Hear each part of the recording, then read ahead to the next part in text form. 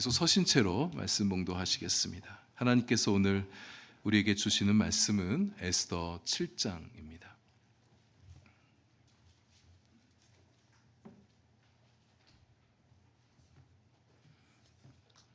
에스더 7장, 구약성경 756면 7장 1절에서 10절까지의 말씀을 저와 여러분 한 절씩 교독하시겠습니다.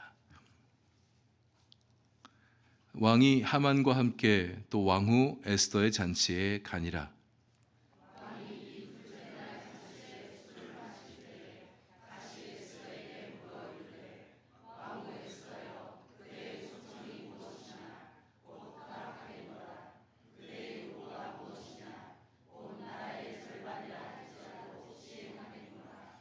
왕후 에스더가 대답하여 이르되 왕이여, 내가 만일 왕의 목전에서 은혜를 입었으며 왕이 좋게 여기시면 내 소청대로 내 생명을 내게 주시고 내 요구대로 내 민족을 내게 주소서.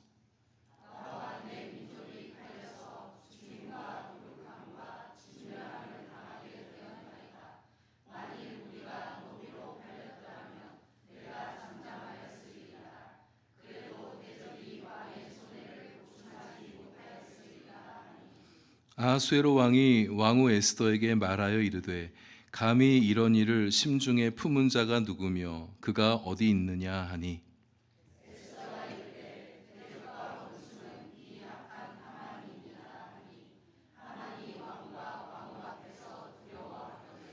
왕이 노하여 일어나서 잔치 자리를 떠나 왕궁 후원으로 들어가니라.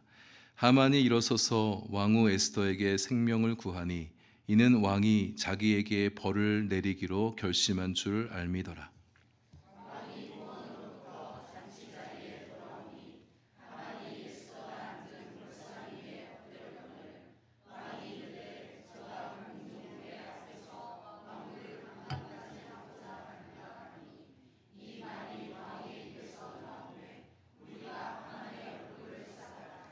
왕을 모신 내시 중에 하르보나가 왕에게 아뢰되 왕을 위하여 충성된 말로 고발한 모르드게를 달고자 하여 하만이 높이가 50규빗 되는 나무를 준비하였는데 이제 그 나무가 하만의 집에 섰나이다. 왕이 이르되 하만을 그 나무에 달라 하매 모르드게를 매달려고 한 나무에 하만을 다니 왕의 노가 그치니라. 아멘. 기도하겠습니다. 하나님, 이제 말씀 시간입니다. 말씀에 귀 기울일 때에 하나님이 느껴지게 하시고 하나님의 마음 알게 해 주옵소서. 우리에게 각자에게 말씀하시고자 하는 것들을 성령님 잘 들을 수 있도록 도와 주옵소서. 예수님 이름으로 기도합니다. 아멘. 얼마 전에 파리 올림픽이 끝이 났습니다. 우리 한국은 종합 8위 쾌거를 이루게 되었죠. 여러분들 중에도 운동 경기 좋아하시는 분들 이번 올림픽 경기들 또 TV로 시청하시면서 응원도 하셨을 것 같은데요. 저는 이번 올림픽에서 제가 제일 관심이 갖고 인상 깊었던 종목이 양궁이었습니다. 모두 5종목 총 15개 메달이 달린 경기에서 우리 한국이 은메달, 동메달 포함하여서 모두 7개 메달을 따게 됐죠. 또 잘 아시겠지만 그 가운데 5개 종목 모두 1등을 우리 한국이 했죠. 다 금메달을 석권하게 되었고, 특히 여자 양궁 단체전 같은 경우에는 88년 올림픽 경기에서 단체전 경기가 채택된 이후로 10연패를 쾌거를 거두게 됐습니다. 자타공인 양궁의 챔피언 국가임을 입증하게 됐습니다. 특히 여자 양궁 단체 결승전 경기는 손에 땀을 쥐는 참 명승부였습니다. 혹시 기억하시는가요? 중국과의 경기였는데 총 4세트 가운데 1세트, 2세트는 우리 한국이 쉽게 땄어요. 그래서 뭐 금메달 이번에도 쉽게 따겠구나 그런 마음이 들었는데 이어서 3세트, 4세트를 내주게 돼서 슈도프까지 가게 됐었습니다. 기세가 이제 상대편 국가에 넘어가게 돼서 이러다가 금메달 따지 못할 수도 있겠다 이런 마음이 들었는데 마지막 슈도프에서 1점 차이로 우리 한국이 금메달을 따게 되는 명승부가 펼쳐졌었습니다. 며칠 전에 우연한 기회에 여성 양궁 단체전 경기를 다시 볼 기회가 있었는데요. 이미 경기 결과를 알고 있음에도 불구하고 그때 그 박진감 넘쳤던, 긴장감 넘쳤던 순간이 다시 좀 느껴지면서 그 긴장감이 살짝 느껴진 그런 명승부를 다시 보게 됐는데, 그래도 결과를 알다 보니까 뭐 지는 일은 없잖아요. 그래서 염려 없이 편안한 마음으로 경기를 다시 이렇게 지켜볼 수가 있었는데요. 우리 신앙생활을 좀 빗대서 좀 이 이야기를 좀 해볼 수 있을 것 같습니다. 우리의 신앙 여정에 우리가 싸워야 될 영적 싸움들이 있습니다. 우리가 싸워야 될 영적 싸움은 어둠의 영과의 싸움, 공중 권세 잡은 자와의 싸움, 그 사탄과의 싸움이죠. 이 싸움은 사탄은 우리에게 우리의 영의 힘을 약화시키려고 하고, 우리가 영적으로 성장하지 못하게 하고, 하나님보다 세상에 더 관심을 기울이게 만들고 하나님의 뜻이 이루어지는 것을 방해하는 싸움입니다. 사탄이 걸어오는 싸움에 우리가 지게 될 때 우리가 받는 영적 타격을 생각해 보게 된다면, 뭐 이기면 좋지만 뭐 저도 어쩔 수 없지, 이렇게 할 수가 없는, 반드시 이겨야만 하는 싸움이 우리 앞에 놓이게 되는 영적 싸움들이에요. 우리가 영적인 일에 다소 무심하게 되고 별로 신경을 쓰지 않으면 사탄도 별로 그렇게 예민하게 반응하지 않습니다. 조금만 터치를 가지고도 우리를 얼마든지 농락할 수 있다고 생각하니까 우리를 만만하게 여기게 되죠. 그러나 우리가 영적인 예민함을 가지고 사탄에 맞서려고 할 것 같으면, 우리가 하나님을 위해서, 하나님의 영광을 위해서, 하나님의 나라를 위해서, 교회를 위해서, 우리 자신의 영적 성장을 위해서 내가 반드시 이겨야겠다고 마음을 먹게 되어지면 사탄의 공격도 거세어지고 교묘해지게 됩니다. 사탄과의 싸움이 결코 쉬운 것은 아닙니다. 사탄은 우리가 무엇에 쉽게 흔들리는지를 잘 알아요. 우리가 무엇에 연약한지를 압니다. 우리를 어떻게 넘어뜨릴 수 있을지를 잘 알고 있는 게 사탄이에요. 그러나 우리가 그 어떤 영적 싸움에도 위축되거나 물러서거나 두려워하거나 질까봐 염려하지 않을 수 있는 이유는 하나님께서 우리의 편 되어 주시기 때문입니다. 성령께서 우리를 위해 싸워주시기 때문이에요. 성령께서 우리를 위해 싸워주실진데 우리는 그 싸움에 결코 지지 않게 됩니다. 왜냐하면 성령보다 강한 세력은 이 땅 가운데 아무것도 없기 때문입니다. 따라서 우리가 이것을 알고 있어야 합니다. 우리가 직면하는 모든 영적 싸움은 사실상 우리가 승리하는 싸움이란 거죠. 영적 싸움이 진행이 되어질 때는 긴장도 됩니다. 두려움도 있어요. 질까봐 불안한 마음도 들 수 있습니다. 밀리는 순간도 만나게 되어지죠. 이러다 보면 패배하게 되는 것을 아닐까 하는 마음이 생길 수도 있습니다. 그러나 마치 결과를 다 알고 다시 시청하는 스포츠 경기처럼 우리는 승리로 끝나게 될 싸움을 하고 있는 거예요. 하나님께서 하늘 보좌 위에서 이 모든 만물을 다스리고 계십니다. 성령께서 우리 안에서, 우리 곁에서 우리를 위해 싸워주고 계셔요. 예수 그리스도께서 십자가에서 모든 사탄의 권세를 파하셨기 때문입니다. 죽음에서 다시 부활하심으로 사탄의 가장 강력한 권세인 사망마저 무력화시키셨기 때문에 삼위일체 하나님을 신앙하는 우리는 삼위일체 하나님의 그 강하신 권세 아래서 반드시 승리하는 싸움을 싸우게 된다는 거예요. 에스더 말씀을 묵상하면서도 우리가 보고 있지 않습니까? 의로우신 하나님께서 결코 악인 하만의 승리를 좌시하지 않으십니다. 하만의 큰 힘 앞에서 사람들은 무력하죠. 맞서 대항할 힘이 없어 보이기도 합니다. 모르드게 이길 수 있을까? 에스더 이길 수 있을까? 그러나 하나님께서 모르드게를 위해 주시고 에스더를 위해 주시고 멸절당할 위기에 놓여있는 연약한 유다 민족을 위해서 싸워주시는, 승리를 하게 해주시는 하나님이신 거예요. 하만의 괴력에 의해서 유다 민족 멸절의 조소가 반포될 때만 해도 하만이 모르드게를 나무에 매달겠다고 나무를 장대를 만들어서 세워둘 때만 해도 이제 게임이 끝났나 보다, 이런 마음이 들 수가 있죠. 하만의 벽이 상당히 높구나. 하만 같은 악한 자가 나쁜 꾀를 저지르면 그 앞에 모든 사람들 속수무책일 수밖에 없겠구나, 이런 마음이 들 때 하나님께서 일어나서 일하시지 않습니까? 하나님이 일하세요. 조용하게 일하십니다. 세밀하게 일하십니다. 우연을 가장한 방식으로 개입하시고 놀라운 반전을 기획하시고 어느 순간 그 상황을 뒤집어 놓아주시잖아요. 우리 하나님을 바라보십시다. 의로우신 하나님이세요. 믿는 자들 편에 서주시는 하나님, 하나님을 신뢰하고 의지하는 자와 함께 가주신 하나님, 하나님을 붙드는 자, 결국 그들의 손에 최종 승리를 가져다 주실 하나님, 우리가 믿고 따라가는 겁니다. 스포츠 경기 되돌려보기 하는 사람이 결과를 알기 때문에 여유 있게 시청하는 것처럼 경기 중 앞서가다가 점수를 내줄 때가 있어요. 동점이 될 때도 있습니다. 심지어 역전을 당할 때가 있어요. 그럴지라도 걱정도 염려도 불안함도 두려움을 가지지 않을 수 있는 이유는 우리가 이미 그 결과를 알기 때문에. 여러분, 우리도 그랬으면 좋겠습니다. 아직 우리가 완전한 승리를 맛본 것은 아니기 때문에, 이미 경험한 것을 다시 경험하는 것은 아니기 때문에 솔직히 다시 보게 하는 사람 마음 같을 순 없죠. 그러나 히브리서 11장 1절 말씀을 우리에게 약속으로 주셨어요. 믿음은 바라는 것들의 실상이요 보이지 않는 것들의 증거라. 믿음으로 장차 내 앞에 놓일 결과가 승리라는 것을 아는 거예요.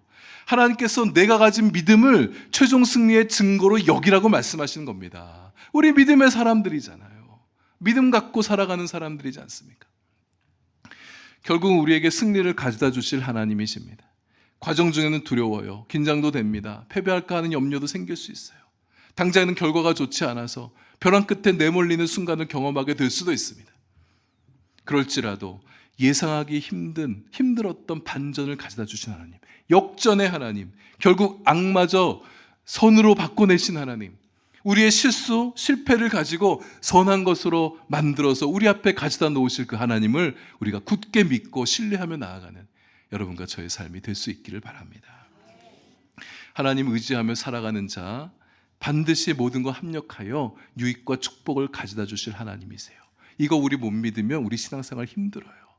예수님 믿는다고 하면서도 늘 지치고 힘들어하고, 하나님 굳게 모든 거 합력하여 내 앞에 선을 가져다 주실 그 하나님을 굳게 신뢰하고 살아가는 우리가 되어야겠습니다. 하나님이 내 인생에 함께해 주시기 때문에 결말은 난 거예요. 그 확신으로 우리 앞에 놓여지는 여러 가지 어려움들을 이겨내가지고, 넘어졌다가도 다시 일어서시고, 주저앉았다가도 다시 새롭게 출발하는 애가 우리 가운데 있게 되기를 바랍니다. 다시 지나고 나서 지나온 삶을 리플레이 해보면 하나님께서 나를 위해서 어떻게 일해 오셨는지를 알게 될 거예요. 넘어졌던 그것 때문에 도리어 유익을 가져다 주셨다는 것도 알게 되어질 것입니다.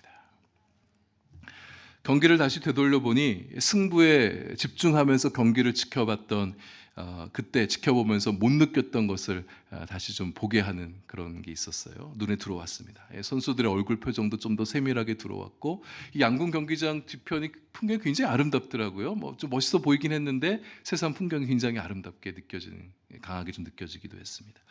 상대편 선수들의 얼굴과 또 심장 박동수가 막 자막에 중계하는 자막 카메라 찍히더라고요. 막 심장이 오르락 내리락하는 것도 보면서 또 흥미롭게 느껴지기도 했고, 우리 여자 선수들 같은 경우 20살 남짓한 친구들이 많았는데 어떻게 저렇게 어린 나이에 저렇게 멘탈이 강할까? 또 저렇게까지 오르기까지 얼마나 많은 땀과 수고를 했을까 생각하니까 굉장히 존경스럽게 느껴지게 됩니다. 적으로 맞는 다른 국가의 선수들 경기할 때는 활 잘못 쏘기를 막 응원합니다.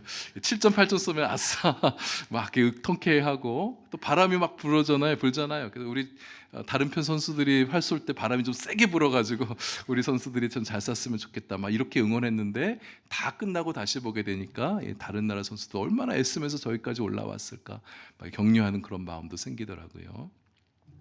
에스더 말씀 우리 성도님들 참 많이들 알고 계셔요. 결론도 다 이제 아시죠. 모르는 내용 설교 들을 때 어떤 호기심, 궁금함, 하나님께서 이 말씀을 가지고 무엇을 말씀해 주실까 하는 그런 태도로 말씀을 대하기보다는 잘 아는 말씀이다 보니까 조금 흥미를 떨어진 채 경청하는 듯한 느낌을 제가 좀 받게 됐습니다. 오늘 7장 말씀만 해도 이미 결론 우리가 알아요. 우리 10절 말씀까지 읽었잖아요. 하만이 어떻게 된지 다 봤어요. 다 이긴 경기 다시 돌려보는 듯한 그런 느낌이 드실 수가 있겠습니다. 근데 여러분, 다 아는 얘기라고 해서 그냥 대충 들으시면 안 되고, 다시 천천히 들여다보고 다시 천천히 들으시는 마음들 되시면 좋겠어요. 그럴 때 하나님께서 못 보던 거 새롭게 보게 하시고, 미처 생각하지 못했던 거 다시 생각할 수 있도록 해주시고, 적극적인 경청으로 말씀을 들을 때 성령의 세미한 음성이 들려오게 되어집니다. 그렇게 하지 않으면 성령의 세미한 음성이 잘 들려오지 않거든요. 성경 통독도 마찬가지입니다. 다 아시는 말씀이라고 확인하는 수준에서 성경 통독해봐야 그렇게 우리 신앙의 성숙이 별로 되지 않아요. 우리 성도는 얼마들 많이 읽으셨어요. 또 이번에도 그냥 아는 것도 확인한 것만 딱 골라서 읽으시면 아무런 은혜가 되지 않습니다. 영적인 성장과 변화를 기대하기 어려워요.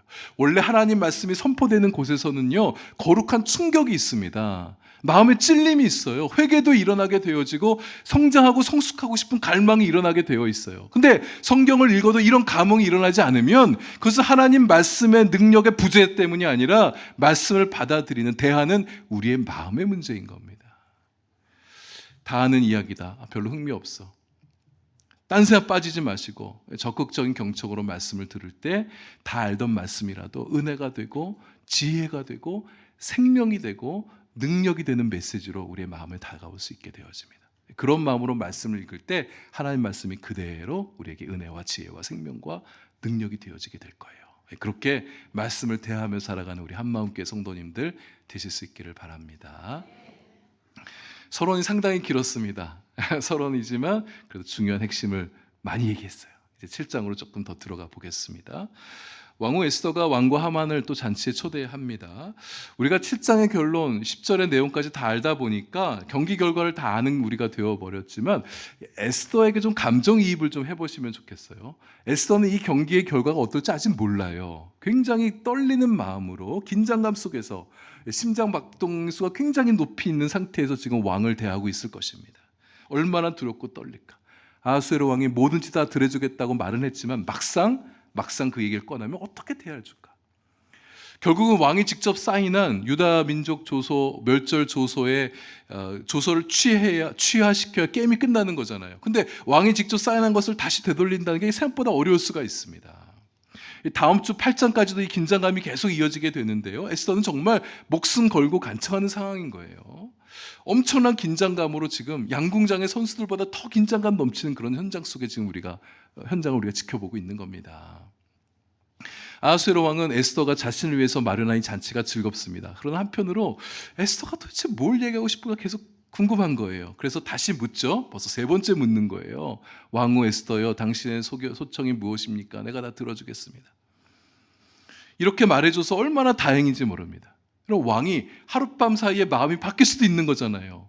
에스더의 간청이 궁금해지지 않을 수가 있습니다. 내가 몇 번이나 물어봤는데 대답하지 않아 짜증나서 관둬라 이렇게 할 수도 있는 거예요.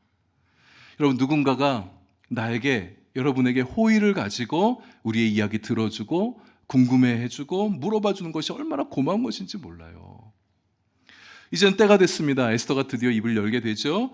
근데 에스더가 긴장을 다 푼 채 이렇게 말하지 않아요. 나라의 절반까지도 주겠다 그러니까 이제 뭐든 다 들어주겠다 이런 마음을 가지고 편안하게 얘기하는 게 아닙니다. 들어주면 고맙고 안 들어주면 어쩔 수 없지 이런 마음이 아니라 정말 이거 왕이 들어주지 않으면 안 될 것 같은 그런 절박한 마음을 가지고 얘기하게 되는데 아주 정중하게, 예의 있게, 신중하게, 그리고 지혜롭게, 그러면서도 단호하게 그가 할 말을 해요. 우리가 좀 이렇게 에스더가 이 말하는 것을 우리가 좀 배울 점이 많이 있는 것 같아요. 3절입니다. 내가 만일 왕의 목전에서 은혜를 입었으며 왕이 좋게 여기시면, 왕과 왕후 사이잖아요. 부부 사이인데 그럼 부부 사이에 뭔가 바라는 게 있다고 이렇게 말하진 않죠. 여러분 남편 아내에게 여보, 내가 당신의 눈앞에서 은혜를 입었더라면, 당신이 나를 좋게 여기면 나에게 뭔가 좀 이거 좀 들어줄 수 있겠어, 이렇게 말하는 부부 없잖아요. 근데 때로는 정말 어려운 부탁일 때 사람에게 이렇게 부탁하게 되면 안 들어줄 수 없을 것 같아요. 웬만하면 들어주고 싶은 마음이 들 것 같기도 해요.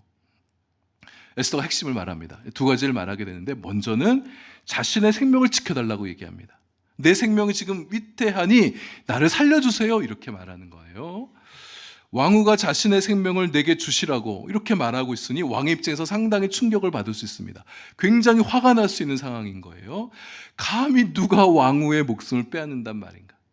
내가 왕후 곁에 있는데 누가 감히 왕후의 목숨을 노린단 말인가? 왕후가 왕의 눈밖에 난 것이 아닌 이상 이것은 왕에 대한 도전으로 읽혀질 수가 있는 얘기죠. 자신을 살려달라는 게 에스더 간청의 핵심은 아니잖아요. 에스더가 자기가 정말 살고 싶었더라면 자기가 유다 민족 출신한 건 말하지 않으면 그만입니다. 설령 그 자신의 신분이 밝혀진다 할지라도 이렇게 왕의 총애를 받는 왕후의 신분인데 누가 감히 왕후를 건드리려고 할 수 있겠어요. 자기가 사는 거는 사실 별 문제가 아니에요. 이제 에스더가 하고 싶은 얘기를, 정말 하고 싶었던 얘기를 하게 되는데, 그 전에 자신의 생명을 먼저 살려달라고 말하는 이유는 에스더의 의식 안에는, 자의식 안에는 자기와 유다 민족이 하나라는 그런 자의식을 가지고 있는 거예요. 그리고 이렇게 먼저 자기가 하고 싶은 얘기에 앞서서 자기 생명 살려달라고 말할 때 이게 왕의 마음을 흔들 수 있다는 것을 알게 된 것입니다. 자신의 생명과 유다 민족의 생명이 동일선상에 놓여 있다는 것을 말함으로 인해서 왕후를 위해서라도 유다 민족에 대한 조서를 재고해 봐야겠구나라는 마음이 왕의 마음에 들게끔 말하는 거죠. 에스더의 지혜로움이 4절에서 계속 드러납니다. 나와 내 민족이 팔리게 됐습니다. 일단 지금 왕후가 들어간 것은 이미 왕의 심기를 굉장히 불편하게 만든 대목입니다. 만약 우리가 도륙당하고 죽는 것이 아니라 차라리 노비로 팔리게 되었더라면 내가 왕에게 이런 간청까지 생각하지 않았을 것입니다. 우리가 노비가 되더라도 왕을 위할 수 있으면 내가 이런 말 하지 않습니다. 그러나 우리 동족이 진멸당하게 되는 이 일이 왕에게도 큰 손해가 될 것이 자명하니 내가 당신에게 말하지 않을 수가 없었습니다. 이렇게 말하는 거예요. 이렇게까지 말하는데 왕이 태연하게 반응할 수 있겠습니까? 5절에 보면 이제 에스더가 누구를 지목하든지 간에 왕은 그에 대해 격렬한 적대감을 보일 만큼의 마음 상태가 되어 있는 거예요. 이미 상당히 흥분되어 있는 상태인 거죠. 그 일을 꾸민 자가 바로 하만이라고 대답합니다. 왕도 충격을 받았을 것이고 하만도 큰 충격을 받았을 것 같습니다. 먼저 왕이 받은 충격. 심히 노하여 자리를 박차고 일어나 왕궁의 후원으로 들어갔다.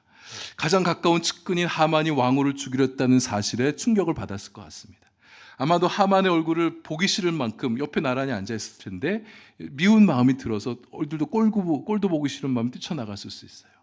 또 유다 민족의 멸절 조서의 최종 사인을 왕이 했는데 그 조서를 들이민 사람이 하만이잖아요. 어떻게 나를 이렇게 곤란한 상황에 밀어넣었을까? 하만에 대해서 굉장히 불편한 마음이 불편한 마음이 있었을 것이라고 해석을 덧붙일 수 있겠습니다.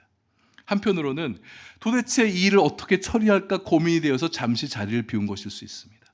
웬만한 신하 같으면 즉결 사형을 명할 수 있는 사안이잖아요. 왕후를 시해하려고 했는데, 근데 이게 하만이란 말입니다. 제국의 제2인자예요. 즉각적인 벌을 내리기가 굉장히 어렵습니다.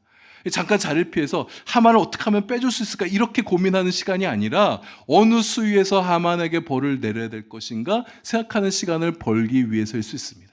그 근거가 7절 하반절에 나와요.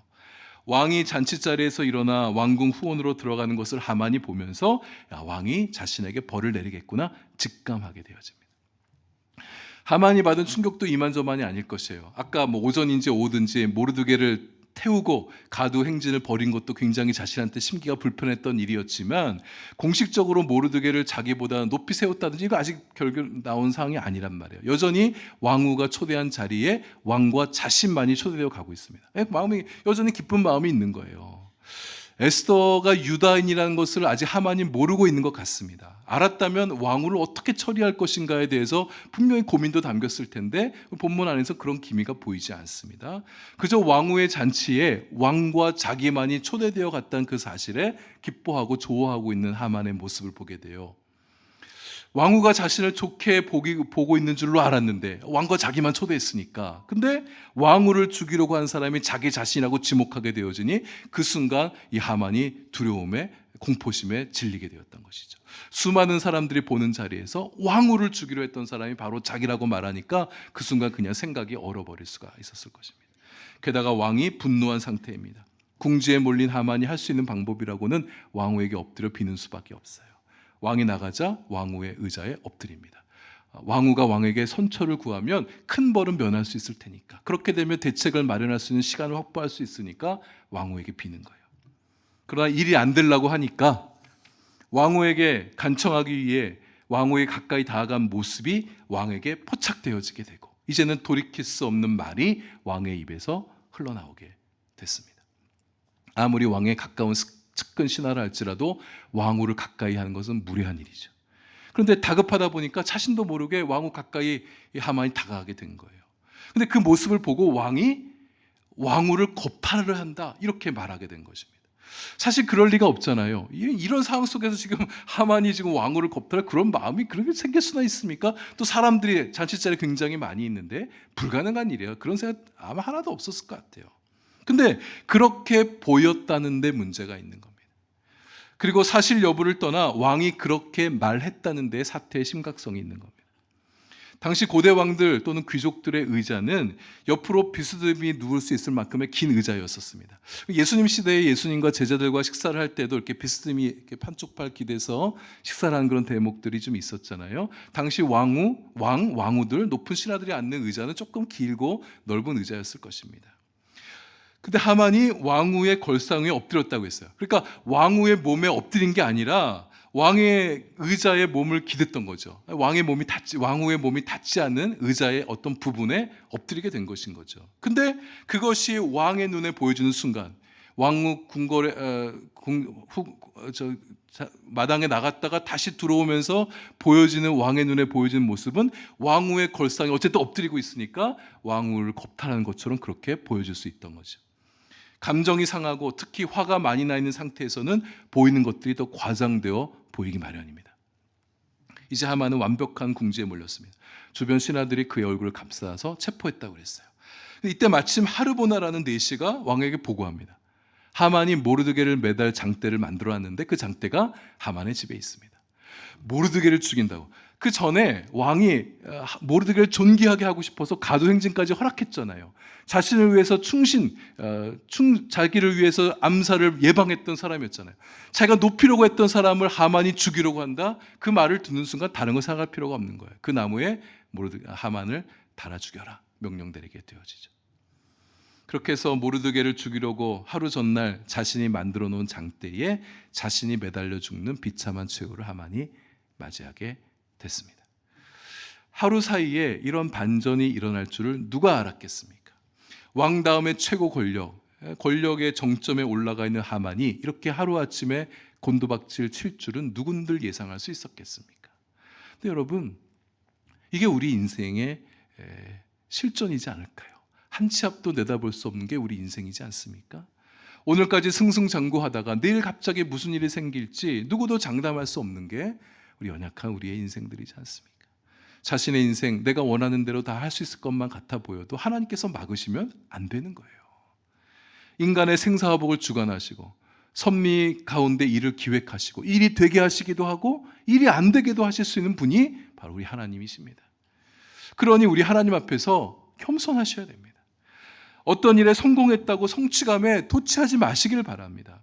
약간은 즐길 수도 있죠. 그 정도도 누리지 못할 만큼, 그 정도도 하지 못할 만큼 겸손을 요구하시는 빡빡한 하나님 아니세요. 그러나 내게 일어났던 그 어떤 좋은 일에 대해서 하나님의 은혜를 크게 생각하기보다 내가 잘나서, 내가 똑똑해서, 내가 많이 수고했으니까 이런 일이 일어난 거야 라고 그렇게 생각하는 마음이 더 크게 되시게 되면 빨리 하나님 앞에 엎드리셔야 됩니다. 교만하려지는 순간에 놓이게 된 거예요.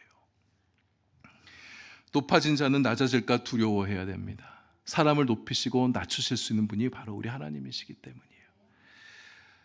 반대로 뭔가 일이 잘 안 되고 번번이 실패하고 내 힘으로 할 수 있는 일이 아무것이 없어 보여도 하나님께서 일하시면, 하나님께서 움직이시면 일이 되는 거예요.